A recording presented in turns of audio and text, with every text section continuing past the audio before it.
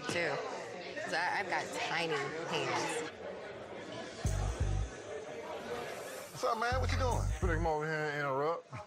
What you got? Hey guys, part 2 of our reviews of Ready to Love. I think what was really interesting as well with London and Alexis is the way that I think Alexis is able to draw London in.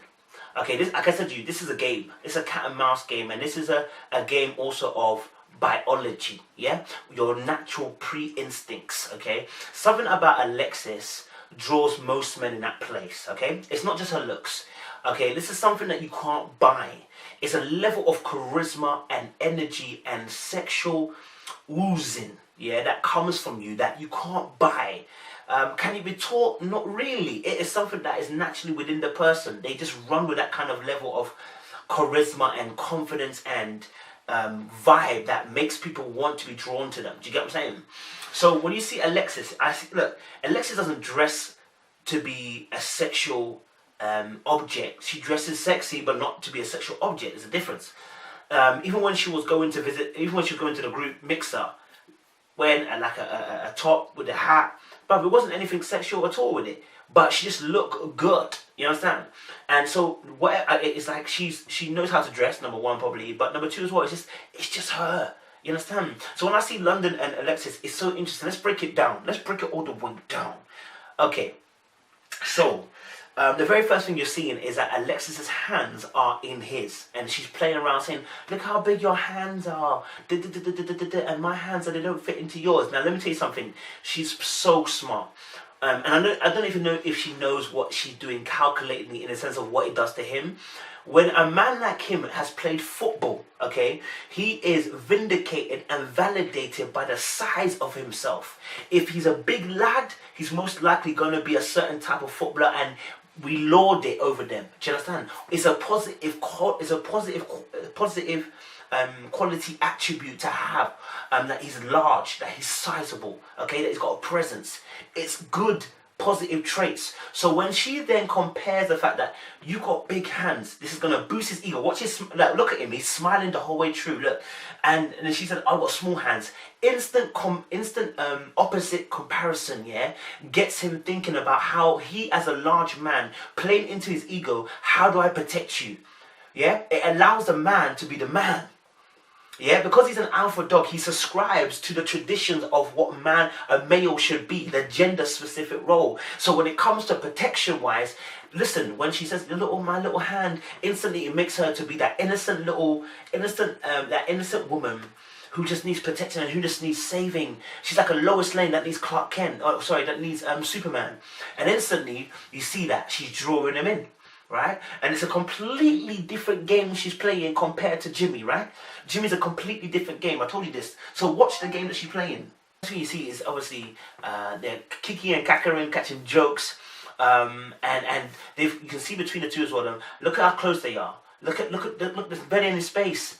And I want you to notice something, because when they're kicking and catching jokes, they are in their own world. When Mike decides to come in, watch her eyes. Her eyes instantly go to him, to Mike, come back, but she's not happy about this. Why? Because she was setting her trap. Mike is not someone she's interested in. And so, you coming in, you messed up my trap. I was setting him up, and you've messed it up. So you see her look up, there's no smile. Yeah, she looks back into her drink, continues drinking, and even watching London's behaviour too. He doesn't get excited by the fact that Mike's coming over, of course not. But not only that, remember the willingness, the difference between this situation and the one with Chika was that he was getting an exchange. Here, there's no exchange. Yeah, so you're gonna see him do something which is gonna be different, okay? Because he needs to stamp his mark that this is the girl that he's doing a thing with. Yeah, this is the girl that's his. He's gonna mark his territory. He's gonna pee all over the area like a lion does. Okay, yeah, he's gonna make sure that everybody else knows that my guy. Listen, this is my thing. Yeah, cool. Just watch it. So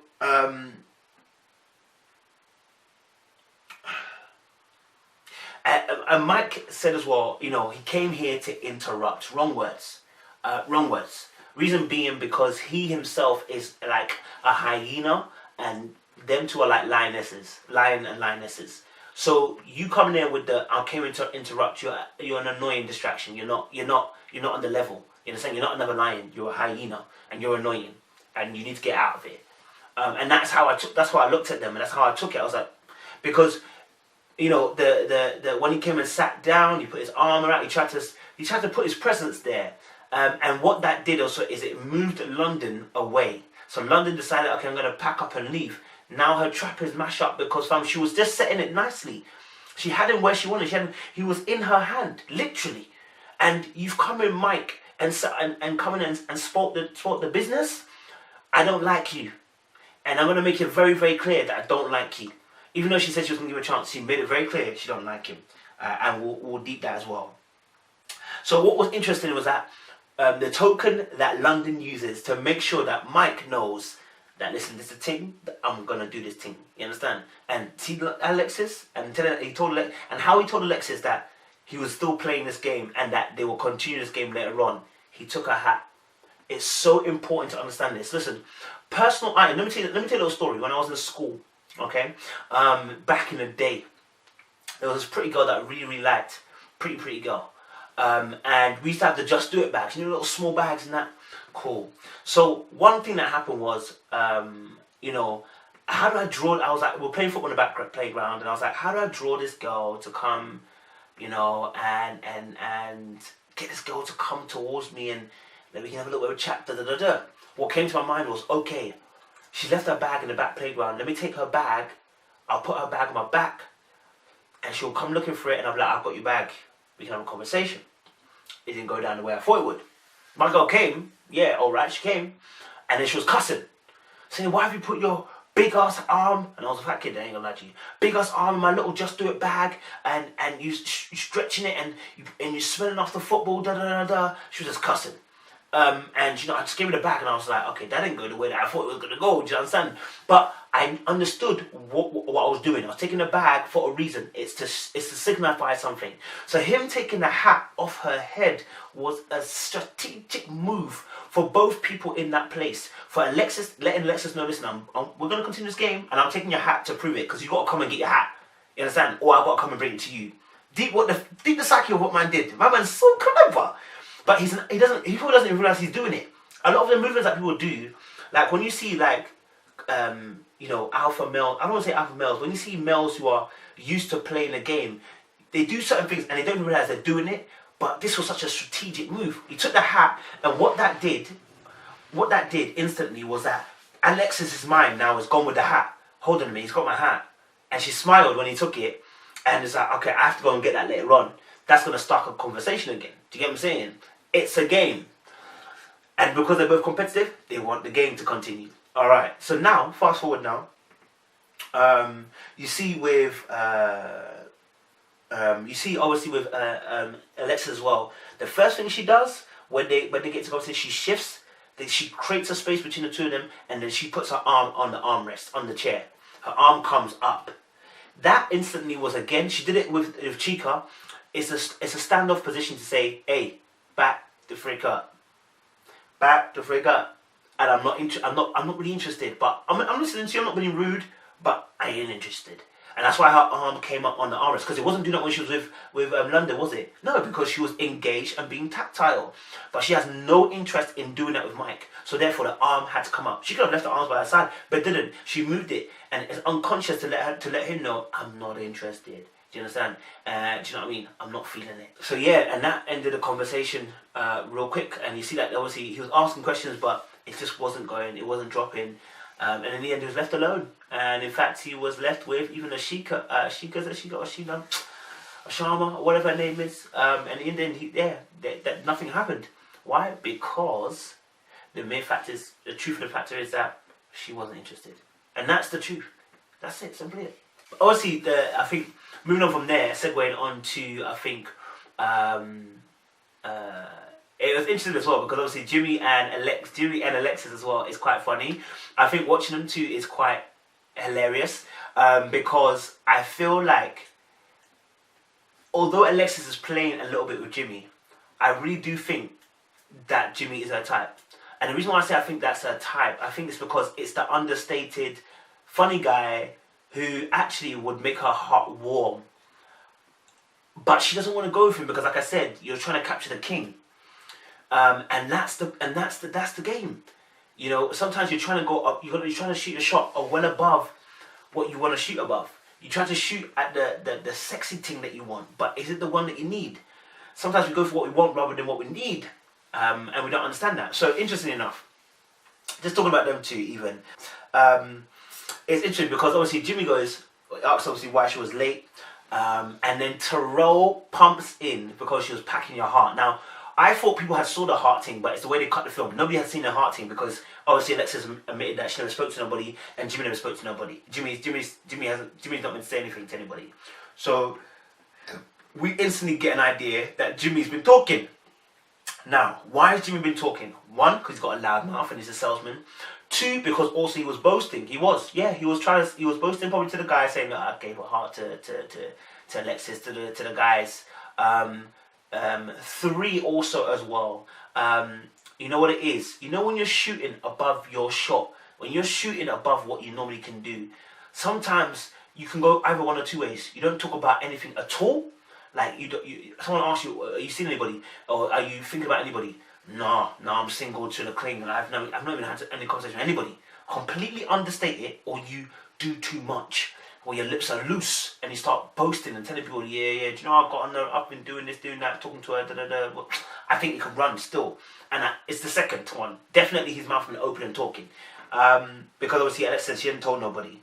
And it's interesting because obviously the reaction of Alexis as well when Terrell says, Were you late today? I was handling business. Or she might have been packing your heart away that you gave her earlier. Just wanted you to know that, you got my heart now. I'm gonna keep it right here. Ooh, who knows about that? I don't know. Wow, like, how does he know about the heart? That was something that I kind of kept to myself. Well, hold on a minute. You've been packing away that heart. She turns to him and looks at him like, what's going on? Now, here's the thing though. This is where my caveat is. I'm just trying to figure out between the two because I'm not 100% sure about Alexis. I think definitely she feels some type of attraction to him, and I think it's because of his personality and the fact he's so open and funny, and I think willing to get into a space like that. But there's also this sinister side of her which I'm still feeling, which is that she's like, she turns to him almost like as if, why did you tell anybody? What do you mean, why did you tell anybody? Why shouldn't he tell anybody? And again, it's because, it looks like it will mess up the game. Because what is the problem if he tells people that, you know what, he gave you a heart? Do you get me? He didn't give anybody else the heart. Do you get what I'm saying? Again, remember, just like the first episode when I was talking about the secretiveness of the fact that she said, don't be giving, she's only not giving anybody else a heart. It's like she's almost like she's drawing him in to make her the sole focus of him, so that's the safety net. So if anything clicks off and this plan backfires, she's still got a plan here. Remember, she's competitive. She's not stupid. She's a smart girl, intelligent. She's playing the game well, cuz. So it could be that she really does like Jimmy, but it could be also the fact that she's very smart and calculating and knows what to do, and the fact that she needs a backup plan just in case it doesn't work with London and she loses. You understand? And as well, in her little cutscene, she said obviously that, you know what? I have a seat on that one. Hold on. But it tells me that Jimmy is talking, and I don't know how I feel about that. That she doesn't like the fact that Jimmy's talking. And like I said, I feel like it's just, again, when you're not in control of the pawn, in control of the chess pieces on the board, because you want to maneuver it the way you want to maneuver. That's why I feel like she's a little bit annoyed rather than anything else, because there's no reason for her to get annoyed. The heart thing. Now everybody knows he's got a heart thing. He's actually isolated himself from Kimber. Do you get what I'm saying? So it makes no sense. Do you know what I'm saying? It makes no sense. He's isolated himself, not you, Alexis. You just accepted the heart. But you know what I'm saying? But he's the one giving the heart, so he's the one that's isolating himself, not you. So that's why it makes me think it's about control. And I think also as well, it's like, when people cheat, yeah, and you cheat with a person who you think won't be a chatty patty. Why? Because you want the person who's the quiet person, because you're trying to do your thing on a silent dealer. You don't want no one to find out. So you're trying to do a silent thing. And I feel like that's what, again, alluding to the reason why I said it's control, that's what Alexis is doing. It's like, she wants someone who's going to be quiet. Don't be talking too much. Don't be a chatty patty about what we're doing. It's like almost like just like, you know, when the boyfriend says, obviously, you don't just put pictures of me on social media. Why are you telling everybody what we're doing, man? Like, keep it low key, because man don't want anyone to know what he's doing, because he's moving on a low key thing, because he wants to move other things. He doesn't want to spoil the business elsewhere. You know what I'm saying? And that's what I feel like Alexis is doing. And it was interesting as well, because on the table, obviously, I was on the table with Jimmy. Jimmy was obviously like, he had his tongue in the side of his mouth, right, Ev? And it's like he was thinking about, what do I say to rectify the situation? How do I save myself here? And the next comment that he made actually was that It was a small token of my appreciation for just the energy that I was feeling. But can you handle it? That's the question. He said, obviously, no, I just like your vibe and everything like that, so I gave you the heart. And then obviously he said, obviously, look. But then he fired a good question back to her. And it was a really good question. He said, obviously, I'm giving you my heart, but can you handle it? Now, the reason why it's a good question is because of who Alexis is. She's competitive. So the moment he said, can you handle it, it's a question of your ability. And so what happens is Alexis goes, yeah, I mean, you know, she in her head, she's like, yes, of course I can handle it. Like, who are you telling that can handle it? Of course I can handle it, because it's a game. Remember, that's how she's thinking. It's a game. So her competitor side came out, and the face actually said a lot. Just watch her face. It said a lot. Because she doesn't like losing, right? But then he made a mistake. If he had left it there, he could have been winning. But he continued on by saying, you know what? Yeah. Yeah, because it can be taken back. Oh. As easily as it was given. I'm just saying. It can be given back as well. He did that, he lost ground. You see, Alexis lacks a man to take control. There needs to be aggression. There needs to be a leadership. There needs to be a forwardness. There needs to be an assertiveness. Now, when he said, obviously, can you handle it? Like, he should, look, well, I'll give you the heart, but can you handle it? Boom. Should have been, yeah, of course I can handle it. All right, cool then, isn't it? It is what it is then, isn't it? Boom, conversation done. Now my girl's on the back foot. She don't know what's going on. Why? Because you've taken control of the conversation. When you made a joke after, this is a really important point. When you made a joke after, you made it cheap. You made what you said beforehand about can you handle it cheap. And it was not a time to make that joke.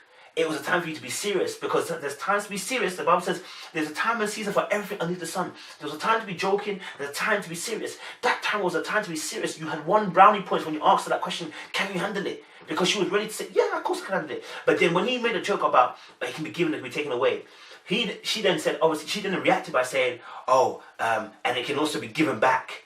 Because again, it's about making sure about power. Don't think you can control me.